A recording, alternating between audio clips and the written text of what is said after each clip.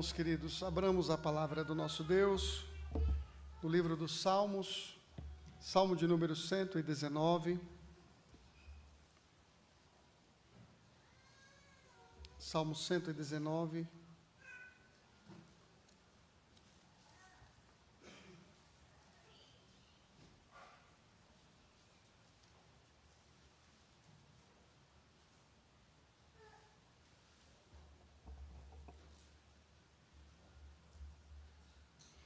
Leremos do versículo 17 ao versículo 24, meus irmãos.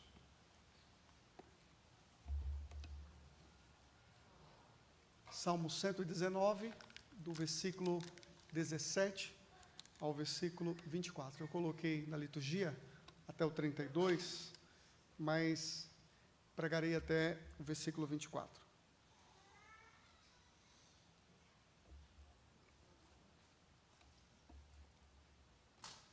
Assim nos diz a santa, infalível, inspirada e inerrante palavra do nosso soberano Senhor. Seja generoso para com o teu servo, para que eu viva e observe a tua palavra. Desvenda os meus olhos, para que eu contemple as maravilhas da tua lei. Sou peregrino na terra, não escondas de mim os teus mandamentos. Consumida está a minha alma, por desejar incessantemente os teus juízos. Increpaste os soberbos, os malditos que se desviam dos teus mandamentos. Tira de sobre mim o opróbrio e o desprezo, pois tenho guardado os teus mandamentos, os teus testemunhos. Assentaram-se os príncipes e falaram contra mim, mas o teu servo considerou nos teus decretos. Com efeito, os teus testemunhos são o meu prazer, são os meus conselheiros. Até aqui, irmãos, a leitura da palavra do nosso Deus. Eu gostaria que você fizesse a oração do salmista. Gostaria que você fizesse a oração desse salmista, do versículo 18. Desvenda os meus olhos, para que eu contemple as maravilhas da tua lei. Feche os seus olhos e faça esta oração silenciosamente ao Senhor.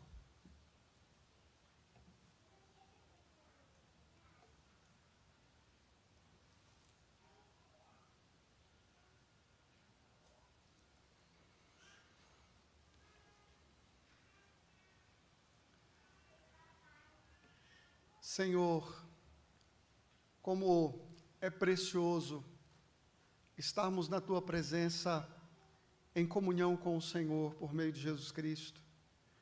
Como é bom estarmos na Tua presença em comunhão uns com os outros, como igreja, como rebanho redimido e lavado no sangue de Cristo.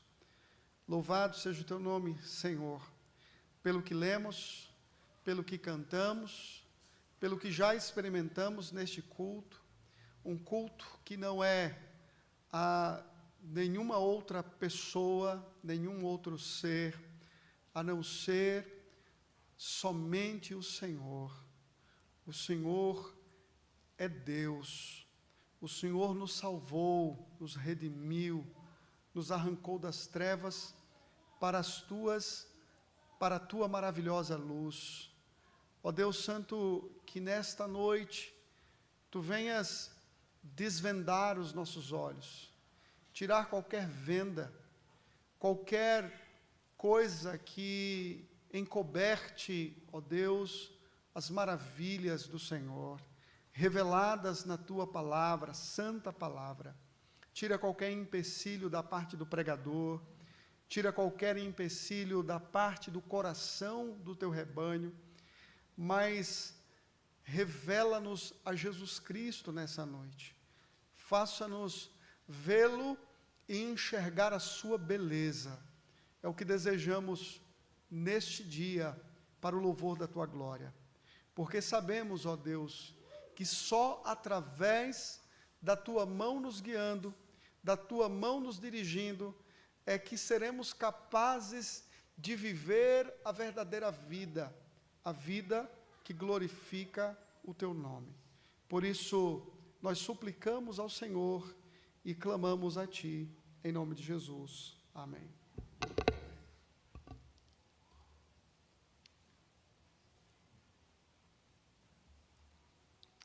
Meus irmãos, muitas vezes nosso coração se enfraquece diante das adversidades desta longa peregrinação. Tornamo-nos frios diante da palavra, porque, por vezes, estamos mais focados e preocupados com as muitas lutas do que necessariamente em desenvolvermos uma completa dependência de Deus e da sua graça. Não são poucas as vezes que a nossa vida de oração e alimento da palavra se tornam escassos por causa dos nossos problemas. O interessante é que os nossos problemas deveriam, por vezes, nos levar mais ao pé da cruz de Cristo. Deveríamos estar mais perto dele, mais dependente dele, mais cheios dele. Mas, por vezes, os nossos problemas, porque nós nos concentramos em demasia neles, nós nos afastamos da palavra e nos afastamos da oração. Mas talvez você me diga, pastor, eu participo de todas as programações da igreja.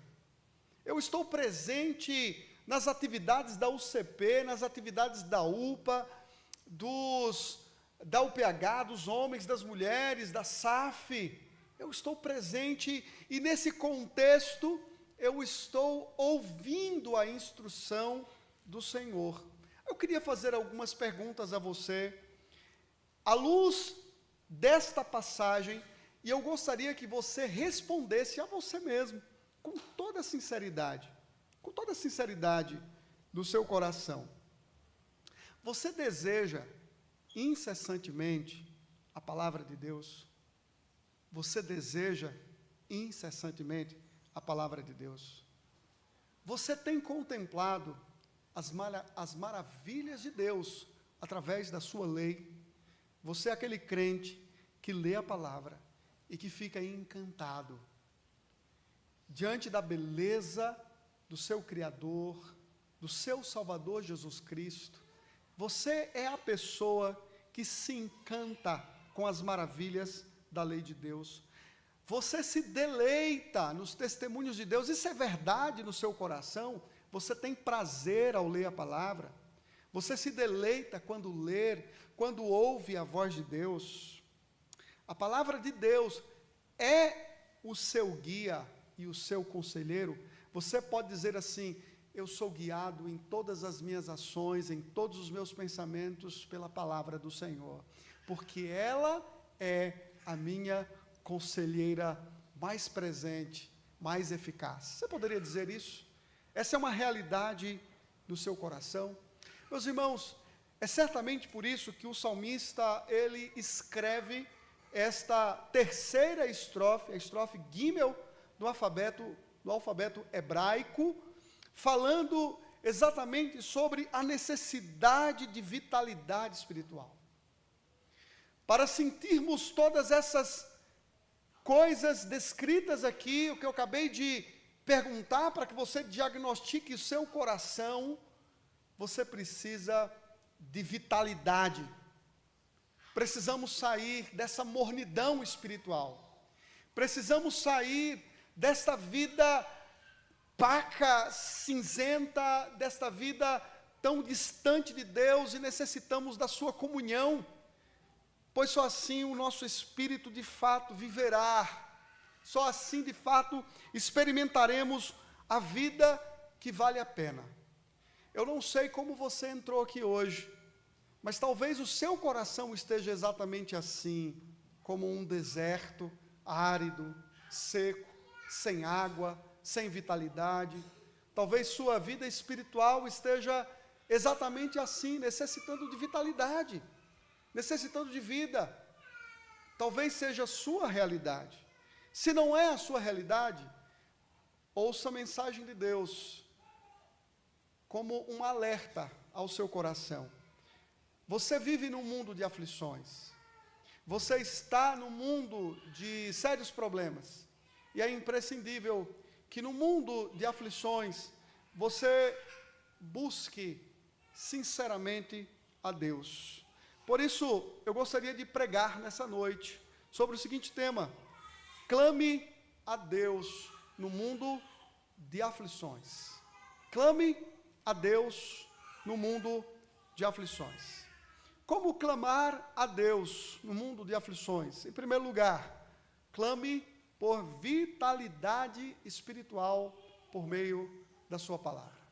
Clame, em primeiro lugar, por vitalidade espiritual por meio da sua palavra. Veja que o salmista, do versículo 17 ao versículo 24, ele vai, de forma biográfica, é como se você estivesse lendo a própria biografia do salmista, e ele está deixando muito bem claro aqui, porque ele tanto anseia pela palavra de Deus. Porque a palavra é uma necessidade para o seu coração, porque ele está passando por aflições, ele está passando por lutas. Isso vai ficar muito claro a partir do versículo 21. No versículo 20, ou no versículo 19, no versículo 20, ele deixa isso claro, ele está passando por aflições. Assim como você vive no mundo de aflições, no mundo de perigo, o salmista também estava vivenciando lutas, provações, talvez não a provação e a luta que você vive no seu dia a dia, porque todos nós não temos lutas homogêneas. Eu não vivo sua vida, eu não passo pelas suas lutas, assim como você também não vive minha vida e não passa por minhas lutas, mas eu tenho lutas e batalhas assim como você as tem. Mas como nós reagimos, como nós lidamos com isso? Veja, o salmista, ele lida com isso clamando a Deus, orando e buscando a Deus. Nos 2 primeiros versículos, o que nós temos é uma oração da parte do salmista. E ele inicia dizendo: "Sê generoso para com o teu servo". Qual é o sentido de clamar pela bondade, pela generosidade de Deus? Ele está clamando exatamente para que Deus olhe para ele e para que Deus, através da sua palavra, lhe ofereça libertação, lhe ofereça alívio em meio às lutas que ele está passando. Essa palavra generosidade, em outros salmos, em outros versículos, expressa exatamente Deus demonstrando a sua bondade num contexto onde o seu servo está vivenciando momentos de lutas. E o que ele precisa? Ele precisa exatamente de liberdade. De liberdade. Então, a generosidade a qual o seminarista, ou a qual o salmista, não é o Álvaro, né, está clamando, é exatamente para que Deus o liberte, para que Deus expresse a sua bondade. Veja que ele utilizará a palavra servo para ele 2 vezes, no versículo 17 e outra no versículo 23, quando ele diz: "Mas o teu servo considerou nos teus decretos".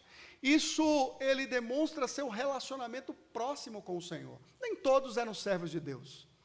Mas quando a Bíblia fala que Abraão era servo de Deus, que Moisés era servo de Deus, quando a Bíblia fala que Davi era servo de Deus, e quando fala que Jesus, por excelência, é o servo de Deus, a Bíblia está dizendo e está falando que servo aqui aponta em intimidade, aponta em relacionamento próximo, um coração sensível, um coração que vive na presença do Senhor.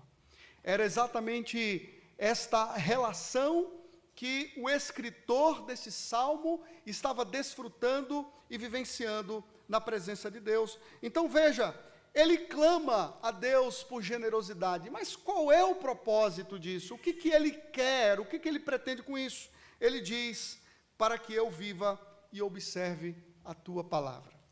O escritor pensa que a única vida verdadeira é conhecer e obedecer às leis de Deus.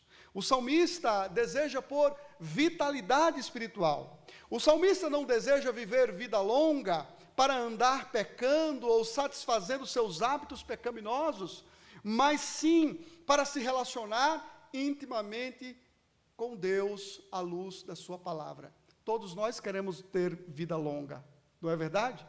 Certamente, quando você se preocupa com a saúde do seu filho, ou quando você se preocupa com a sua saúde, você deseja vida longa ao seu filho. Você deseja vida longa para você, é por isso que você se cuida. Tem gente que não se cuida, mas ainda assim deseja vida longa. Todos nós queremos vida longa com saúde, com bem-estar. Mas para este servo de Deus, não existe uma vida a ser vivida à parte de Deus. E certamente eu concordo com Charles Spurgeon quando diz que sem vida espiritual, a vida nesta terra será mera existência. Se a sua vida não é uma vida experimentada e vivenciada na presença de Deus, o que você vive aqui será mera existência, meus irmãos. Mera existência. Um dia a mais nesta vida será inútil, se não for vivenciado na presença do Senhor. A vida só tem sentido para você e só tem sentido para mim quando ela é vida aos pés de Cristo, aos pés da sua cruz. Veja que Satanás, quando tenta o Senhor Jesus Cristo, ele diz: tu não és filho de Deus, então transforma esta pedra em pão. Mas qual é a resposta do Senhor Jesus Cristo, meus irmãos? Ele disse: está escrito, não só de pão viverá o homem, mas de toda a palavra que procede da boca de Deus. O que traz vida a você é a palavra. O que traz vida ao seu coração é a palavra, é a Bíblia. Ela é o pão que alimenta a sua alma, ela é a água que sacia a sua sede, ela é a luz que ilumina as tuas trevas, ela é o antídoto que dá força, que dá vigor, que dá ânimo para você viver. Capta aqui, irmão, é a palavra de Deus para você. O que ela está dizendo? Você precisa dela para ter verdadeira vida. Sem ela, sua vida é mera existência, não irá a absolutamente lugar algum. Por isso, ele clama a Deus por generosidade, por graça, para que Deus faça com que a sua palavra seja este meio pelo qual ele viva verdadeiramente a vida que agrada a Deus. Ele diz: seja generoso para que eu viva, mas viva com que propósito? Viva para viver e observar a palavra de Deus. Meus irmãos, se for para me desviar do Senhor, se for para me afastar de Deus, se for para a gente um dia se cansar do Senhor, e um dia nos afastarmos dEle, prefira a morte, prefira morrer, do que viver a parte do seu Deus. Prefira morrer, porque morrer e estar com Cristo é incomparavelmente melhor. Mas uma vida sem Deus nesta existência será uma vida vazia, sem sentido e sem esperança para você. Por que o salmista, ele prossegue clamando agora por iluminação? Ele diz: desvenda os meus olhos, para que eu contemple as maravilhas da tua lei. Charles Spurgeon disse que a Bíblia é um país encantado.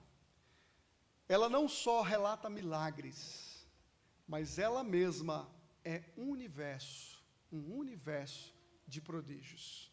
A Bíblia é um país encantado. E enquanto percorremos esse vasto país das Escrituras, nós nos encantamos, podemos nos encantar com as suas maravilhas. Mas vejam, nem sempre ele diz: não obstante, o que vale tudo isso se os nossos olhos estão fechados? Quantas vezes nos aproximamos desta palavra, mas não somos capazes de enxergar a sua beleza? Por isso, 3 verdades nós encontramos nesse versículo. Primeiro, há coisas incríveis, lindas, cativantes, encantadoras, excelentes e fascinantes na lei de Deus. Há coisas que o seu coração vai ficar demasiadamente feliz. O seu coração ficará encantado com a palavra. Mas a segunda coisa que este versículo nos ensina é que nós precisamos que Deus abra nossos olhos para ver essas coisas incríveis. Às vezes, os discípulos mais próximos do Senhor são aqueles que não conseguem enxergar o Senhor Jesus tão evidente, muito perto deles. Vocês se lembram dos discípulos de Emaús? Se lembram? Eles estavam entristecidos e com eles caminhava o Senhor Jesus Cristo. Mas enquanto eles caminhavam na estrada de Emaús e eles contavam da história, de tudo o que estava acontecendo, o texto bíblico diz que o coração deles estava encoberto, eles não eram capazes de enxergar. E Jesus então passa a repreendê-los, Jesus então passa a mostrar a missão do Messias, e num dado momento o Senhor Jesus então parte o pão, e naquele instante é como se as escamas caíssem dos seus olhos.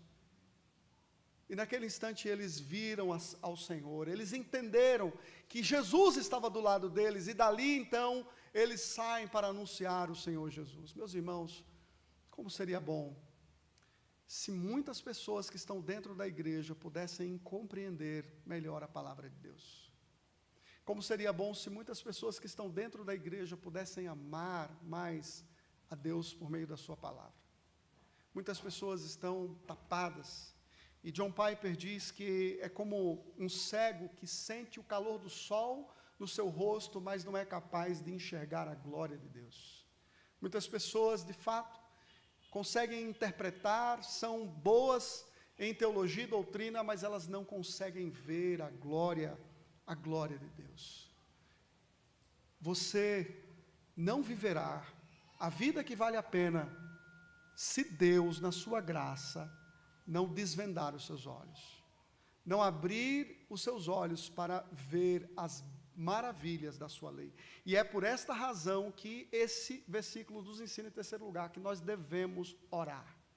Devemos orar, para que Deus, na sua graça, nos faça enxergar a beleza da sua glória, do seu Filho. Ele é a palavra, ele é a verdade encarnada de Deus. Mas, em segundo lugar, clame a Deus no mundo de aflições. Como clamar a Deus no mundo de aflições? Em primeiro lugar, nós aprendemos, você deve clamar por vitalidade espiritual. Em segundo lugar, você deve clamar por ajuda divina em sua palavra. Você deve clamar por ajuda divina em sua palavra. Primeiro, ele clama para que Deus, generosamente, por meio da sua palavra, o torne vivo, para que ele saiba lidar com as aflições da vida. Mas agora, ele reconhece que ele é apenas um peregrino nessa terra. Ele é um estrangeiro. E veja que a realidade dele é uma realidade de oposição e dificuldade, e por isso ele reconhece sua necessidade da orientação, pois este mundo não é o seu verdadeiro lar, não é a sua casa, ele não é deste lugar, ele é um estrangeiro. Por isso então ele está clamando a Deus. Veja que ele diz: sou peregrino na terra, não escondas de mim os teus mandamentos. Irmãos, vocês conseguem olhar para o texto e chegar à conclusão: o salmista não está soltando palavras ao vento. Ele está linkando cada frase, cada palavra com a sua realidade. Um versículo está relacionado a outro. Eu sou um peregrino aqui, numa terra estranha, né? Como nós cantamos, sou peregrino aqui, em terra estranha estou, né? É exatamente isso, por isso nós precisamos da orientação de Deus. É isso que ele está dizendo. Ele quer a palavra, porque ele necessita da sua orientação e da sua direção. Sou peregrino, afirma que seu tempo na terra é temporário, é uma terra estranha para ele, porque um peregrino é um residente temporário, um peregrino é alguém recém-chegado a quem faltam direitos herdados, um peregrino é um estrangeiro, e por esta razão, este salmista está deixando claro que ele é servo, ele é estrangeiro, e que este mundo é hostil a Deus, este mundo está em oposição a Deus, e portanto ele precisa da orientação de Deus. Tantas coisas, o presbítero Márcio, ao pedir oração aqui de intercessão, ele falou sobre as tantas coisas erradas, e que nós devemos orar pelo nosso país, nós devemos clamar. Tantas coisas erradas que geram aflição no seu coração, que geram dor, que geram angústia.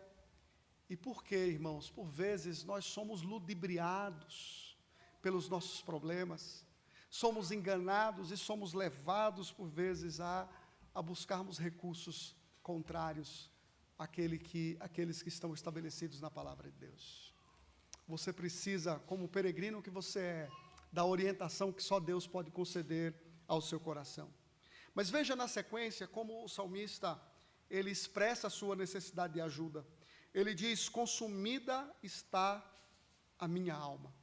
A palavra consumida aqui traz a ideia de uma alma que está esmagada, de uma alma que está quebrada. Ele se sente alguém despedaçado, de tanto almejar pela palavra.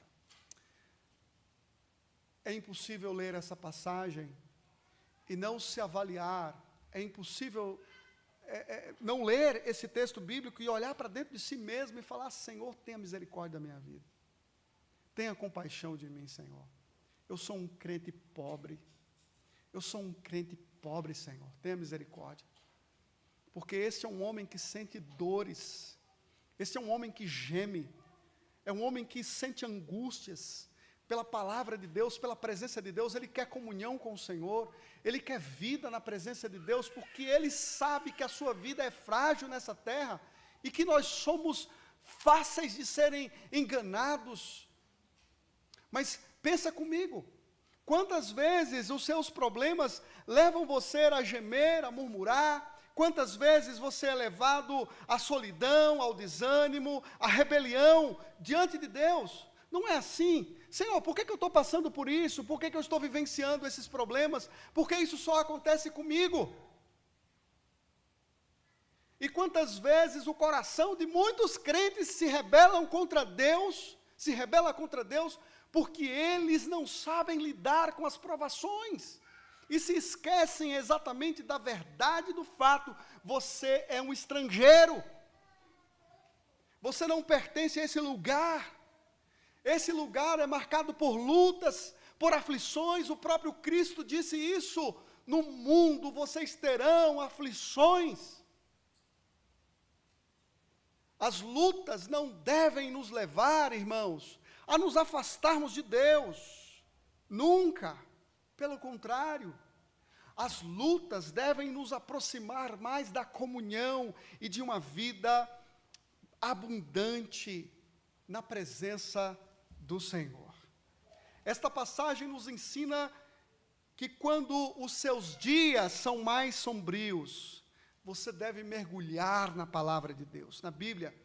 Você deve adentrar as suas portas para buscar luz, a fim de que seus caminhos sejam iluminados, porque esta palavra é luz para os nossos caminhos, ela é lâmpada para os nossos pés, ela ilumina, ela guia e ela orienta a nossa vida. É exatamente isso que ele está buscando orientação. Você nunca parou, em algum momento, quando você está passando por lutas, em casa, no trabalho, na escola, suas lutas pessoais, suas provações, você não deseja saber qual é a direção de Deus? Você não deseja saber o que Deus tem para você? O que Deus pretende com as suas aflições? Você já chegou a se perguntar, a Deus: Senhor, qual é o teu ensino nisso tudo? Qual é a lição que eu devo aprender diante de tanta dor que eu estou sentindo, de tanta angústia que o meu coração sente? Qual é o propósito do Senhor? Qual é a direção do Senhor? Senhor, para onde o Senhor quer que eu vá? Sabe, meus irmãos, muitas vezes, as nossas lutas tão insistentes, elas pretendem nos ensinar alguma coisa. Deus, pedagogicamente, está agindo na sua dor. Deus, pedagogicamente, está agindo na sua vida, como seu professor, como seu instrutor. E é por isso que você precisa discernir com sabedoria a vontade de Deus, não alheio, não fazendo as coisas pela sua cabeça, não tomando decisões precipitadas, não se isolando, não se angustiando, reclamando, murmurando, ou tentando advogar diante de Deus uma ação compassiva, da parte do Senhor, porque você é um pobre coitado. Você deve, como salmista, desejar incessantemente, todos os dias, em todo o tempo, os juízos de Deus, porque você precisa de orientação, pois você é um peregrino. Entenda isso. Você é um peregrino nessa vida. Você vai sofrer nessa vida. Você vai passar por lutas nessa vida. Se você nunca sofreu, entenda, você vai sofrer. Crianças, se vocês nunca sofreram, jovens, adolescentes, se vocês nunca sofreram, vocês vão sofrer. E em meio aos sofrimentos da vida, vocês precisam compreender qual é a direção de Deus para vocês. Vocês precisam da ajuda divina para que Ele conduza o coração de vocês em meio a esse mundo tenebroso. Em meio à escuridão desta vida, o que nós precisamos? Da luz que emana da verdade e da palavra de Deus. Cristo é a palavra de Deus. Ele disse: eu sou a luz do mundo. Aquele que me segue não andará nas trevas. Como seria bom se os nossos jovens sentissem esse quebrantamento pela palavra. Como seria bom se eles desejassem mais de Deus. Como seria bom se os lares almejassem viver em todas as suas ações a Bíblia Sagrada, a ponto de sofrer por isso, a ponto de se entregar e dizer como o salmista: está consumada a minha alma está consumida, quebrada, moída, porque eu desejo todos os dias o Senhor, porque o Senhor é o meu desejo mais profundo, porque o Senhor é o meu anseio mais poderoso, mais do que qualquer outra coisa. Você precisa buscar isso, você precisa clamar a Deus por isso. Clame a Deus neste mundo de aflições. Em primeiro lugar, clame a Deus por vivacidade espiritual. Em segundo lugar, clame a Deus por ajuda divina em sua palavra. Em terceiro e último lugar, clame pelo conforto de Deus em sua palavra. Clame pelo conforto de Deus em sua palavra.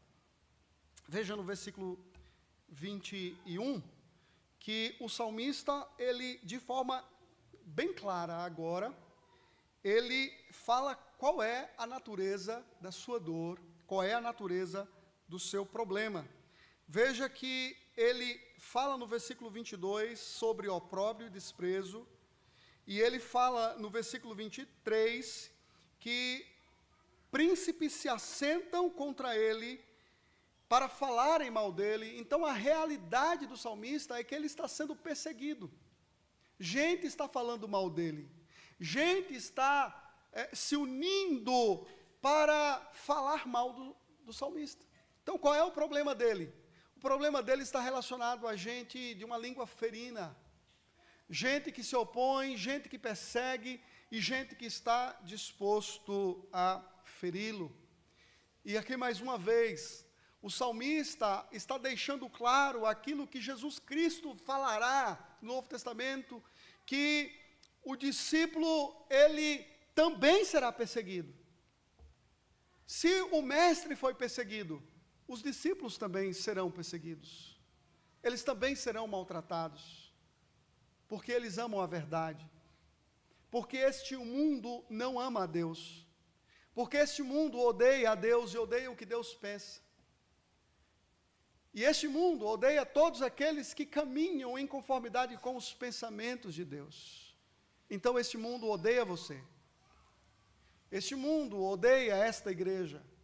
Este mundo odeia o Evangelho, porque este mundo odeia Cristo.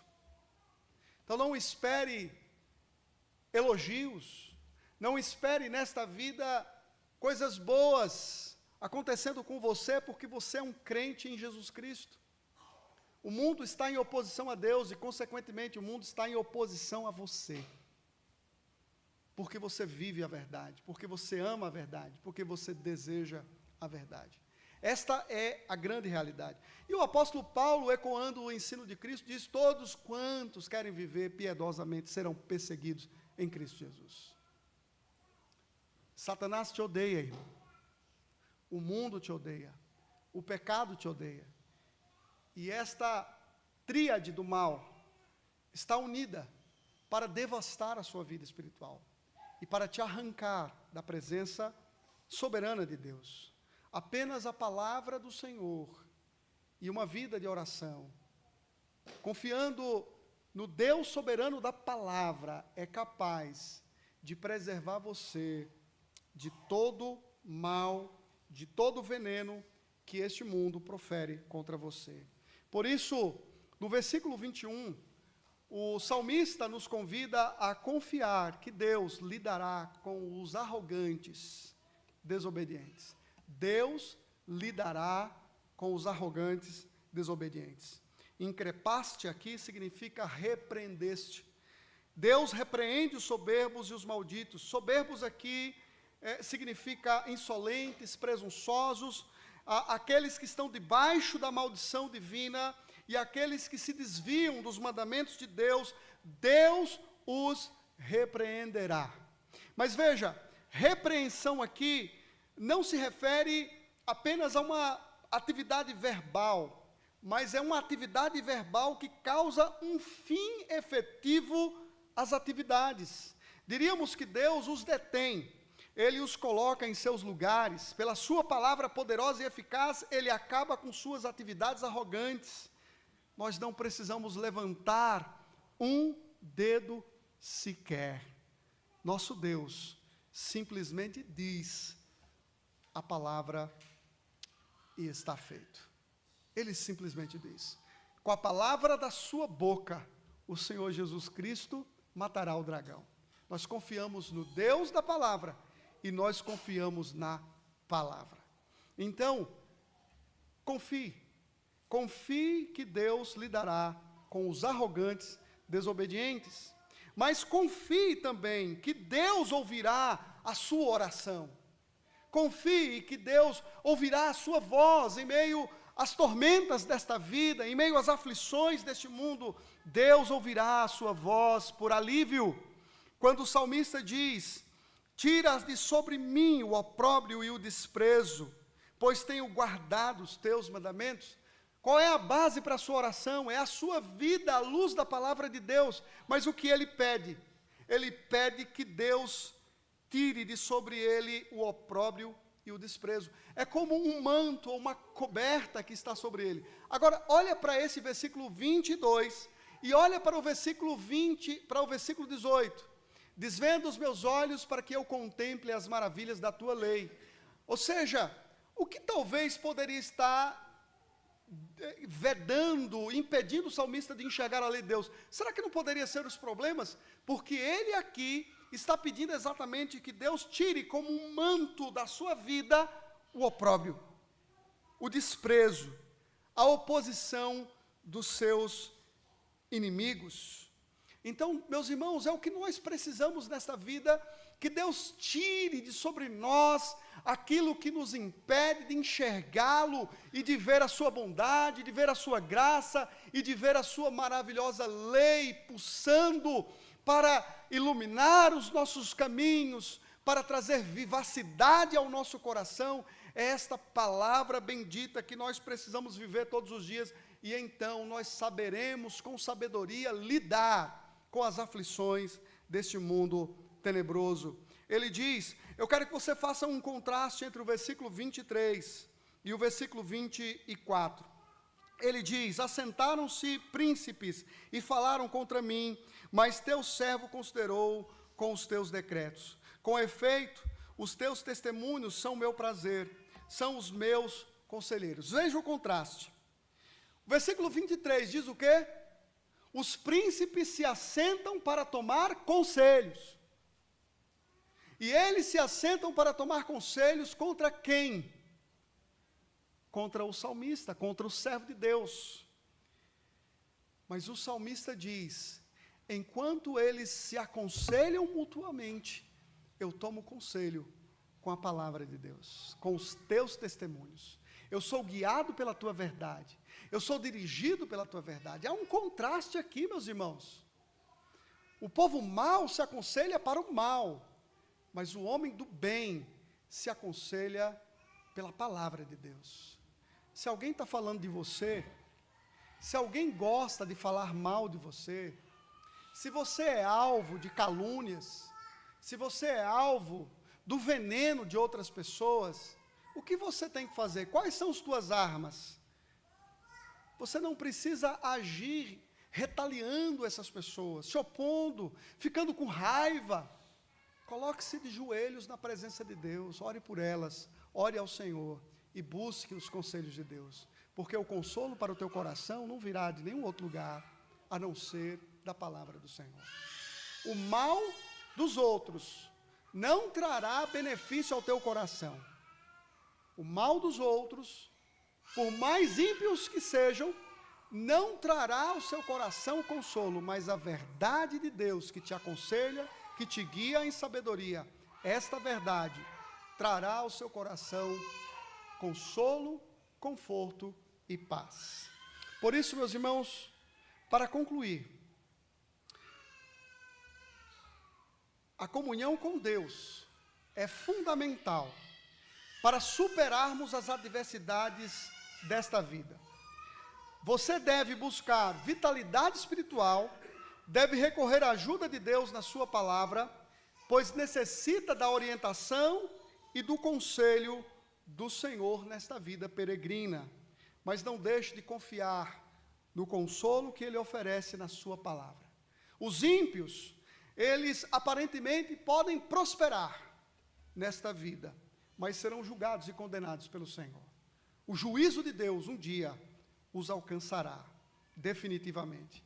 Enquanto você confia em Deus, descanse e siga nos seus conselhos. Das aflições que você enfrenta nesta vida, não se esqueça de olhar para Jesus Cristo, porque Ele também passou por aflições neste mundo, mas Ele veio para cumprir a palavra de Deus. Ele disse que Ele não veio para revogar a lei, mas Ele veio para cumpri-la. E não apenas Ele disse isso, que Ele disse que a vontade de Deus é o seu alimento, é isso que lhe dá prazer, é isso que lhe dá satisfação. Desejamos a cada dia, meus irmãos, sermos mais parecidos com Cristo. Se é isso que almejamos, se é isso que desejamos, então nós precisamos andar como Ele andou, olhando para a sua palavra e buscando nela a orientação, e buscando nela nos encantar nas maravilhas, na glória e na beleza sublime de Deus Pai, em Cristo Jesus, o nosso maior prazer e a nossa maior satisfação. Portanto, clame a Deus neste mundo de aflições. Em primeiro lugar, clame por vitalidade espiritual, por meio da palavra. Em segundo lugar, clame por ajuda por meio da sua palavra, ou ajuda em sua palavra. E clame, em último lugar, pelo conforto de Deus em sua palavra. Que Deus nos abençoe, que o Senhor nos ajude.